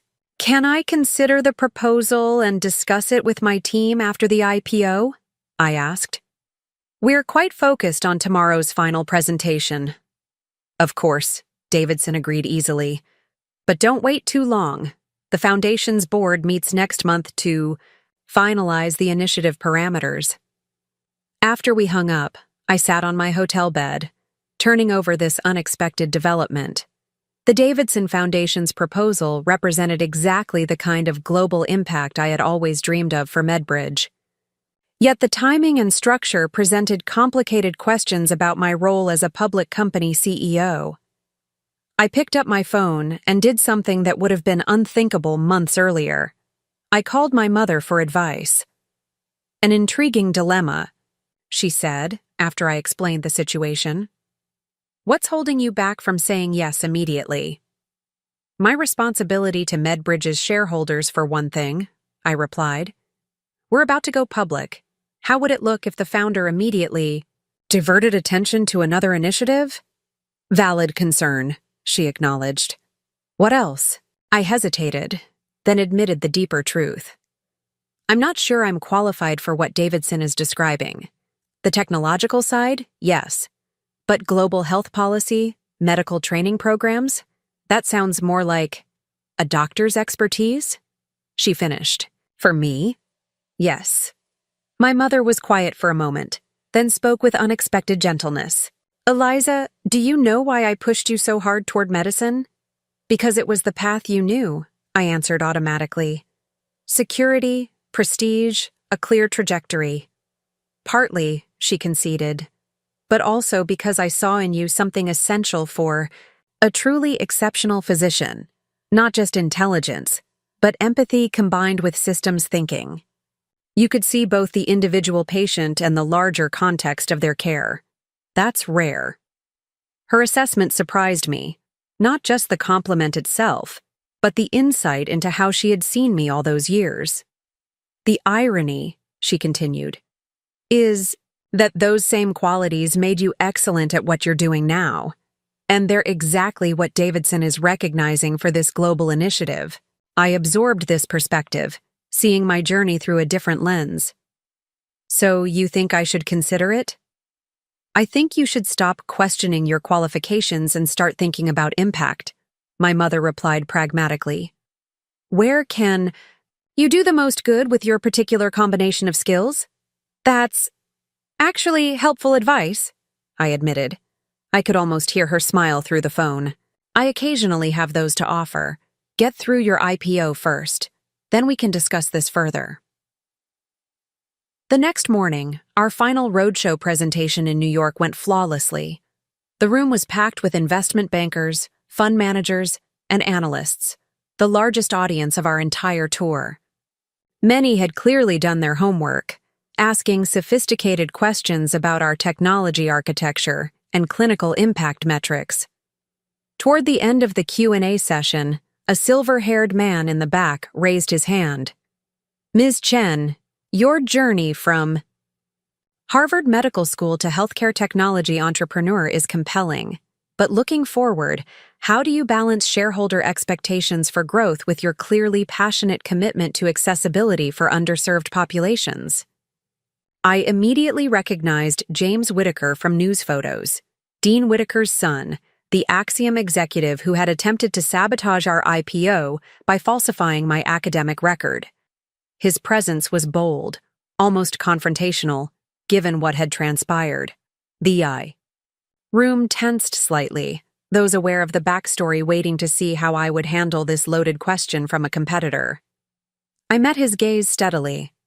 That's an excellent question, and one we've thoughtfully structured our company to address. First, our dual-class share structure ensures mission-aligned governance even as a public company.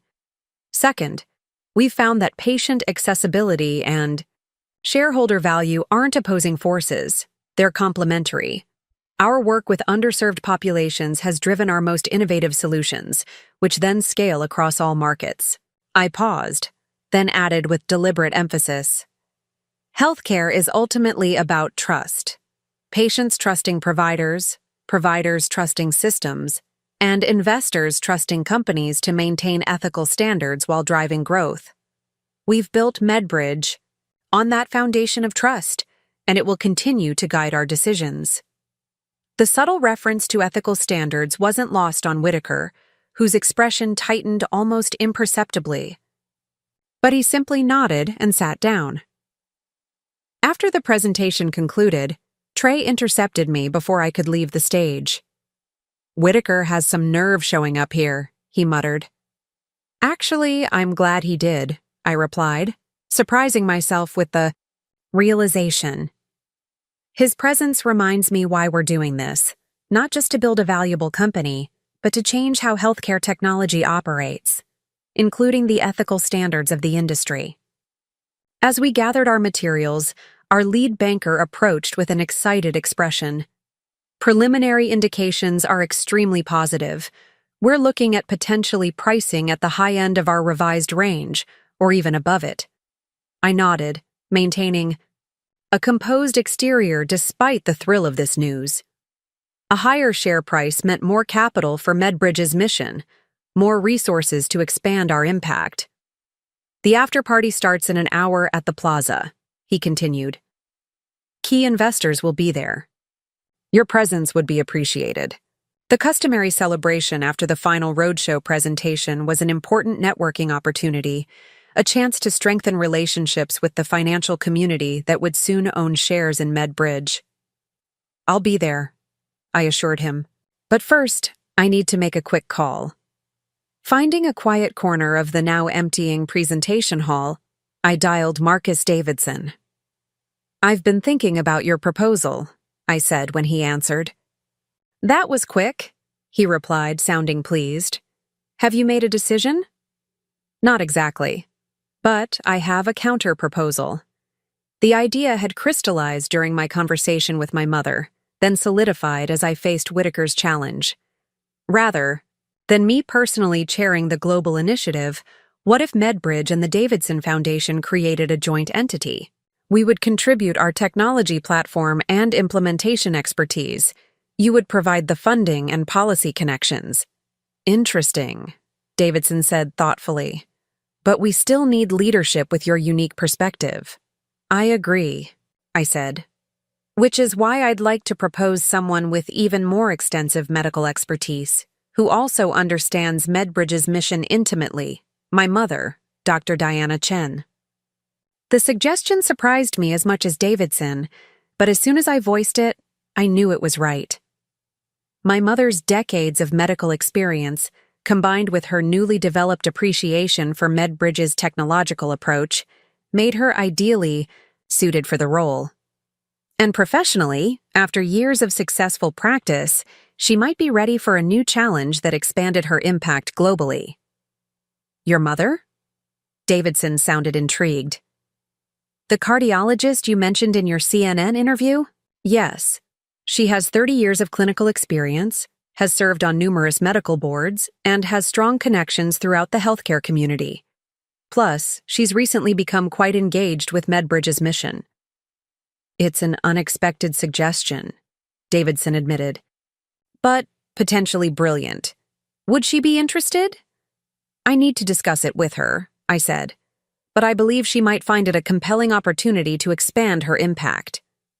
After ending the call with Davidson, I texted my mother, "Are you free tomorrow morning for breakfast? I have a proposition that might interest you." Her reply came quickly. "Intriguing. Yes, your place or mine." I smiled at how easily we'd fallen into regular communication after years of distance. "Neither. Meet me at the Four Seasons at 9. Wear something professional." Later that evening, as I circulated through the crowded reception at the plaza, accepting congratulations and discussing MedBridge's future with soon-to-be shareholders, I felt a strange sense of coming full circle.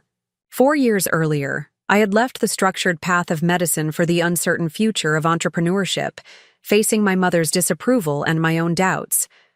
Now, I stood on the verge of taking MedBridge public at a valuation approaching $1.5 billion, while potentially creating a path for my mother to expand her impact beyond individual patients. The traditional roles we had occupied, she the successful professional, I the disappointing daughter, had evolved into something more balanced, more collaborative. To Medbridge, our lead banker called out, raising a champagne flute for a toast. And to Eliza Chen, whose vision and determination have brought us to this milestone. As glasses clinked around the room, I caught sight of my reflection in one of the ornate mirrors adorning the ballroom walls. I looked confident, professional, and unmistakably my mother's daughter. The realization no longer felt like a burden, but an inheritance I could finally appreciate. My phone buzzed with a text from my mother. Just saw the news alert about tomorrow's pricing. Congratulations, Eliza. Whatever this breakfast proposition is, it better include champagne. I smiled, typing back. Better than champagne. A chance to change global healthcare. Details tomorrow. Sleep well, Mom. The formal distance that had characterized our communications for years had given way to something warmer, more natural. Not perfect, still occasionally awkward, but evolving, like Medbridge itself, into something with greater impact than either of us had initially imagined. As I slipped my phone back into my pocket and returned to conversations with investors, I carried a quiet certainty. Whatever came next, the IPO, the Davidson Foundation initiative, my ongoing reconciliation with my mother, I had found my path. Not the one prescribed for me since childhood, not a reactive rebellion against expectations, but a genuine expression of my values and capabilities. And for the first time, my mother was seeing it too. The morning of Medbridge's initial public offering dawned clear and crisp, a perfect New York autumn day. I woke before my alarm, the mixture of excitement and anxiety making sleep impossible. Today, the company I had built from a simple app in my medical school apartment would become publicly traded, owned in part by thousands of investors who believed in our vision. I'd chosen a navy blue suit for the occasion, professional without being flashy, projecting the confidence investors expected while still feeling true to myself. As I dressed, I thought about the journey that had led to this moment. The late nights coding while my medical school classmates slept, the rejection from countless investors who couldn't see the potential, the gradual building of a team who shared my vision for transforming healthcare accessibility. But mostly, I thought about how my relationship with my mother had transformed alongside Medbridge's growth, from her dismissal of my internet scheme to our breakfast yesterday where she had cautiously but genuinely embraced the opportunity to chair the Davidson Foundation's global healthcare initiative. It would mean stepping back from my clinical practice, she had said, turning the proposal over carefully. At my age, that's not a small consideration. You wouldn't have to stop practicing entirely, I had pointed out. Many foundation leaders maintain limited clinical work to stay connected to frontline care. She nodded thoughtfully. And the initiative would allow me to address systemic issues I've observed throughout my career, but never had the platform to influence. Exactly. You'd be bringing decades of clinical expertise to global healthcare policy, something most technologists or policy experts can't offer. While leveraging the technological solutions you've developed, she had added, completing the picture. Your father would appreciate the symmetry. The mention of my father had hung between us, not painfully as it once might have, but as a shared reference point, a recognition of his influence on both our paths.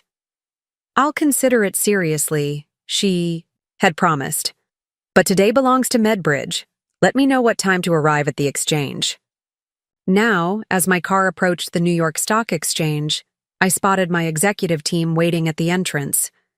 Trey, Maya, our CFO Jennifer, and our Chief Medical Officer Dr. Patel stood together, all dressed formally for the occasion. And with them, her posture perfect, her expression a mixture of pride and contained excitement, was my mother. You're early, I said as I joined them, genuinely surprised. My mother had planned to meet us inside. I wanted to see the whole process, she replied simply. This is a significant moment in your career. I didn't want to miss any part of it. The acknowledgement that this was indeed a career milestone worthy of witnessing completely, not just a consolation prize for leaving medicine, meant more than she could know. Inside, we were escorted to the trading floor where MedBridge would officially list under the ticker symbol MDBR. The energy was palpable.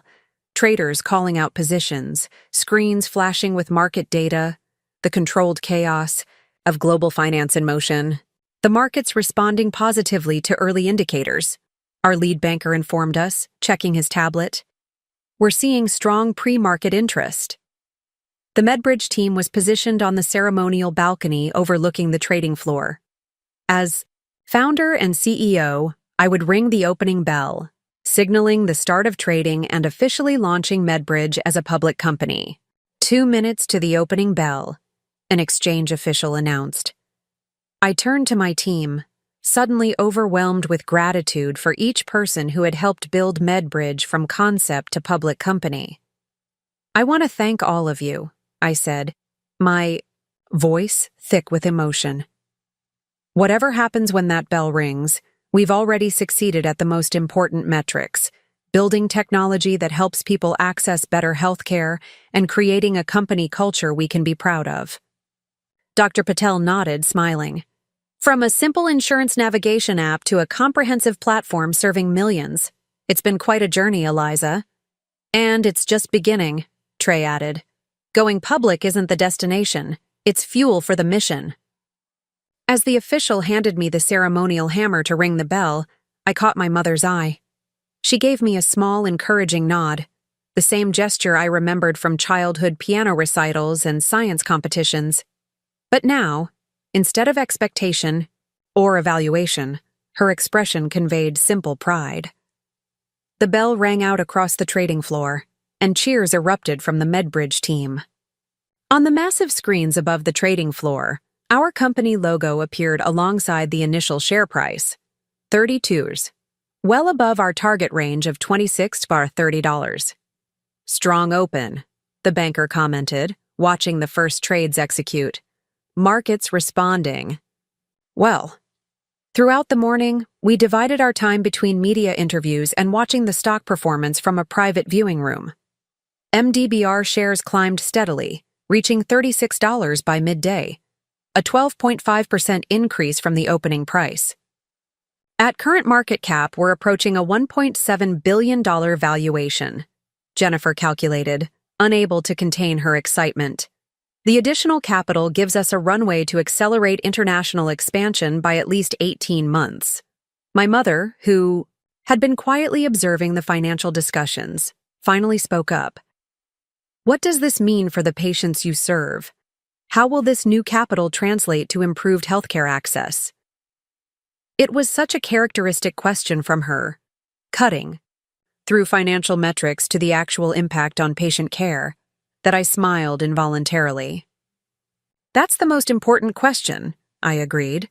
With this funding, we can expand our platform to rural hospitals months earlier than planned, accelerate our language accessibility features for immigrant communities, and build out our chronic condition management tools for patients with limited resources.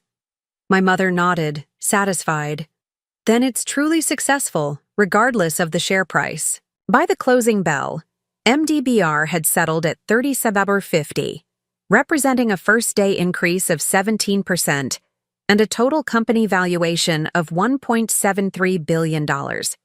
Financial analysts were calling it one of the strongest healthcare technology IPOs of the year.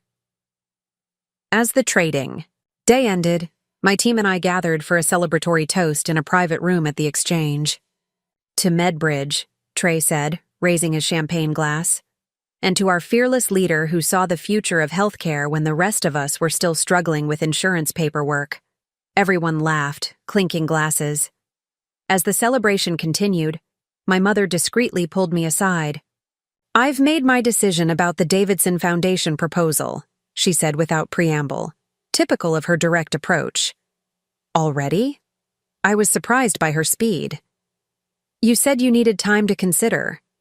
I've had 4 years to observe what you've built, Even if I wasn't acknowledging its value properly, she replied. And I've had decades to consider what's missing in global healthcare delivery. The connection between those two realities is clear to me now. So your answer is? Yes, she said firmly. On one condition. I want you directly involved as well. Not running it day to day, but as a strategic advisor. This should be a true collaboration between medical expertise and technological innovation. The proposal resonated with me immediately. A partnership. Exactly. Your vision, my experience. Together. The symmetry was perfect, neither of us abandoning our primary professional identities, but creating something new at the intersection of our different worlds. I think Davidson will be thrilled with this arrangement, I said. And personally, I'd welcome the chance to work with you. Something soft flickered across my mother's expression. As would I. The moment was interrupted as Trey approached with a tablet. Sorry to intrude, but you should see this. CNBC is running a special feature on MedBridge. On the screen, the business news anchor was speaking alongside footage from our bell-ringing ceremony.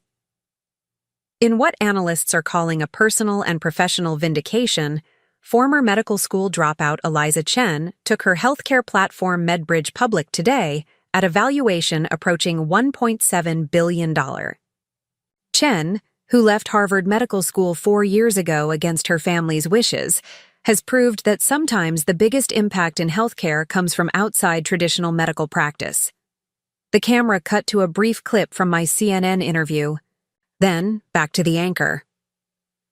Notably present at today's IPO ceremony was Dr. Diana Chen, Eliza's mother and a prominent Boston cardiologist who had previously been critical of her daughter's career change.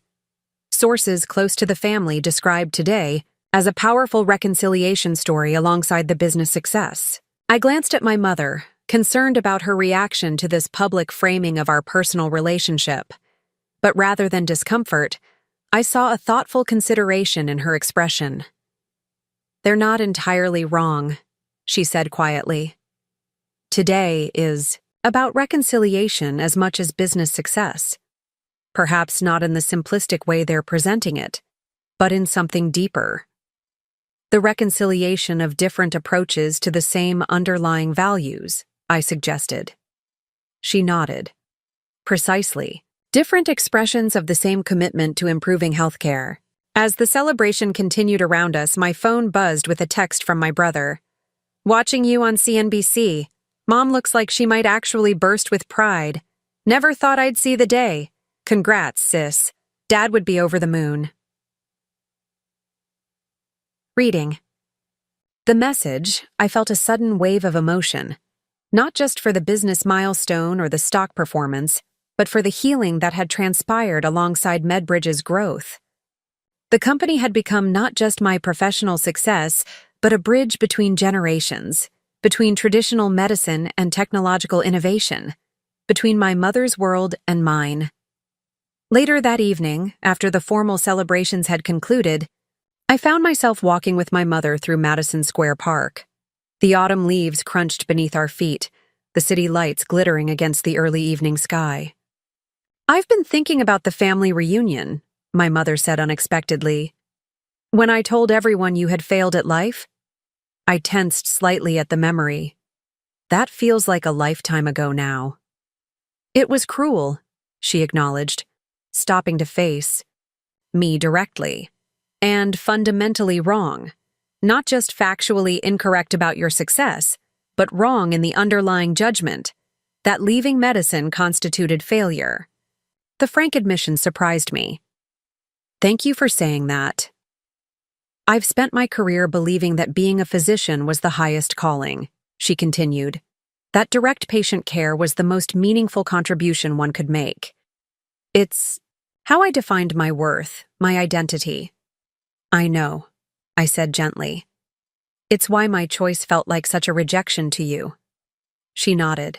But watching what you've built with MedBridge, seeing how many patients you've helped access care they otherwise couldn't, I've had to reconsider that framework entirely. It's not either or, I pointed out. The world needs both dedicated physicians like you and systemic innovations like MedBridge. Yes, she agreed. And now, with this Davidson Foundation initiative, perhaps we can demonstrate that integration more explicitly. As we resumed walking, a comfortable silence fell between us. The distance that had separated us for years hadn't completely disappeared. We were still two strong-willed women with different approaches to problem-solving. But the antagonism had transformed into something approaching mutual respect, even collaboration. You know, my mother said as we reached the edge of the park, the Mid-Autumn Festival dinner is still happening at my house next month. After today's news, you'll be the guest of honor whether you attend or not. I laughed. Will Cousin Peter still try to claim he offered to invest in MedBridge early on? Undoubtedly. And your Aunt May will suddenly discover she always thought technology was the future of medicine. We shared a knowing smile at our family's predictable behavior. I'll be there, I promised, with charts and metrics to silence any remaining critics. There won't be many of those left, my mother said, with unexpected warmth. Not after today. As we parted ways, she to her hotel, I to my apartment, I realized that the public offering had marked more than MedBridge's transition to a publicly traded company. It had also publicly affirmed the legitimacy of the path I had chosen, not just to investors or the business community, but to my family, and most importantly, to my mother. The journey wasn't complete. MedBridge still had ambitious goals to achieve as a public company. The Davidson Foundation initiative was just taking shape. My relationship with my mother would continue to evolve, with inevitable complications and occasional tensions. But standing at the intersection of Broadway and 23rd Street, watching my mother's taxi disappear into the New York traffic, I felt a sense of alignment I had never experienced before. A harmony between my professional ambitions and personal relationships, between my rebellious departure from medicine and my continued commitment to healthcare, between my father's technological legacy and my mother's medical one. 4 years after walking away from the path that had been laid out for me since childhood, I had built not just a successful company, but a bridge between seemingly opposite worlds. And in doing so, I had found a way to honor both my parents' legacies while creating something uniquely my own. 1 year after MedBridge's successful IPO, I found myself standing in the familiar entryway of my mother's Boston home, surrounded by the festive decorations of the annual Mid-Autumn Festival family gathering. The company had grown beyond even our ambitious projections, now valued at over $2.3 billion with operations expanding across 3 continents. The chorus of greetings that met me when I entered was dramatically different from the whispered judgments that had kept me away for years. Aunt May rushed over immediately. "Eliza, there's our tech genius," she exclaimed, embracing me with newfound enthusiasm. "I was just telling everyone about my telehealth appointment using MedBridge last week. Absolutely revolutionary." I suppressed a smile, remembering how she had once dismissed technology as impersonal and cold compared to traditional medicine. Now she wore an Apple Watch and tracked her steps religiously. Cousin Peter hovered nearby, clearly waiting for his opportunity to rewrite history. "Those stock options are performing brilliantly," he announced, as though we had some long-standing investment relationship. "Always knew you were onto something special. Did you, Peter?" My mother appeared beside me, eyebrow raised in that characteristic expression of skepticism I'd inherited from her. "That's not how I remember your comments at the last reunion." He had the grace to look embarrassed. "Well, you know, we all have our moments of doubt." My mother exchanged a knowing glance with me. A small, private communication between us that would have been unimaginable 2 years ago. Our shared BridgeMed Global initiative had created a new foundation for our relationship, one built on mutual respect rather than expectation and rebellion. "Come," she said, guiding me away from the opportunistic relatives. "There's someone I want you to meet." In the study, the same room where she had once told me not to come back if I left medical school, stood a young woman in her 20s, looking somewhat out of place among the family photos and medical textbooks. "This is Lin Wei," my mother introduced us. "She's a brilliant medical student who's developed a remote diagnostic platform for rural communities in China. I thought you two might have something to discuss." I extended my hand, immediately interested. "It's great to meet you, Lin. Are you using computer vision for preliminary diagnostics?" Her eyes lit up. "Yes, combined with simplified protocols that can be administered by community health workers with minimal training. But I'm struggling with the implementation framework."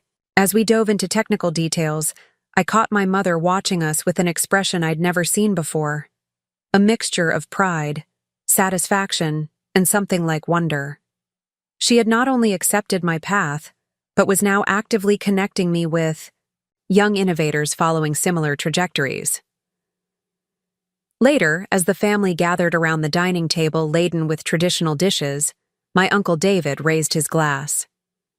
"A toast to the Chen family achievements this year. To Diana's groundbreaking research publication, to Michael's new partnership, and of course to Eliza's remarkable success with MedBridge and the Davidson Foundation initiative." As glasses clinked around the table, I felt a sense of completion that went beyond professional accomplishment. The validation wasn't about the stock price or media attention. It was about finding harmony between the values my mother had instilled in me and the unique path I had forged. After dinner, I found a quiet moment with my mother on the back porch. The autumn air crisp around us as we sipped tea beneath strings of lanterns illuminating the garden. "That student Lin," I said.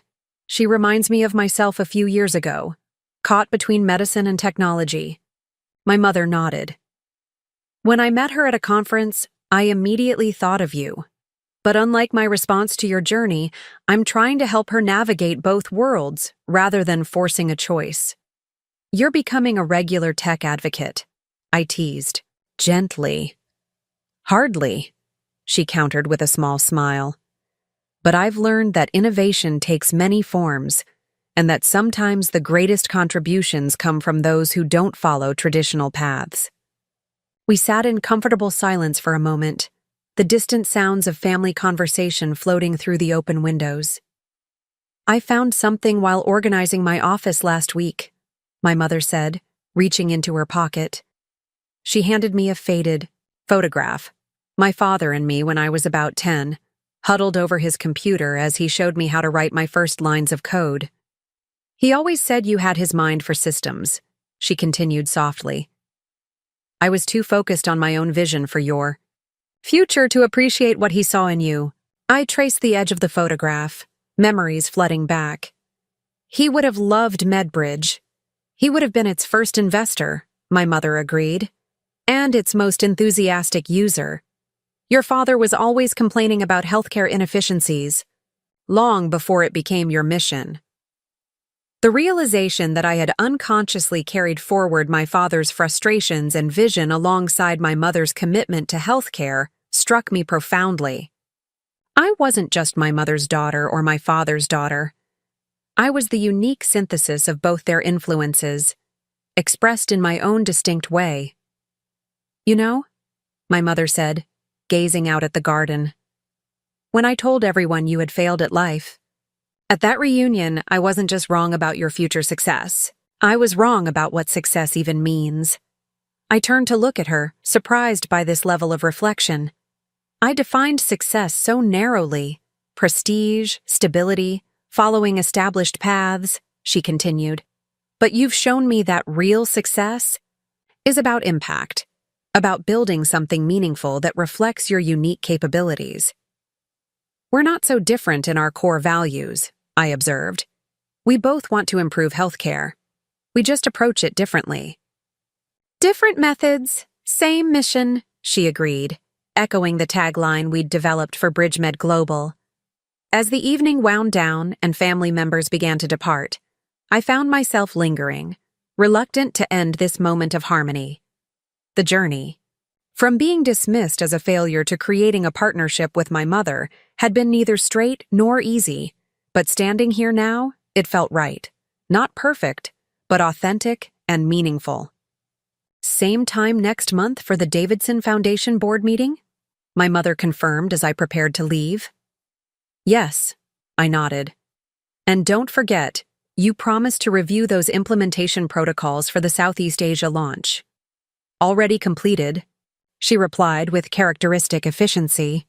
With several suggestions your technical team might find useful. I smiled, recognizing that some things never changed. My mother would always be thorough, exacting, and ahead of schedule. But other things had transformed completely. Her perspective on my choices, our professional relationship, and most importantly, our understanding of each other. Walking to my car beneath the star-filled Boston sky, I felt a sense of completion that had nothing to do with stock prices or media validation. The real success wasn't that my company had been featured on CNN, while my mother criticized me at a family reunion.